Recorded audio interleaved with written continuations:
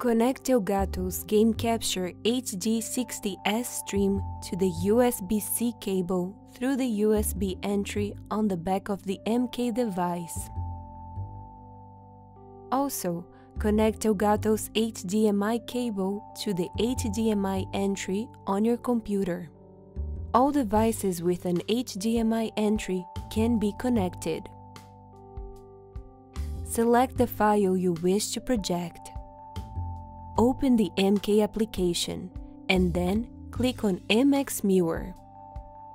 Please select an immersive content that will serve as a background. Please watch the projector calibration inverter mask tutorial if you wish to learn how to calibrate the projection.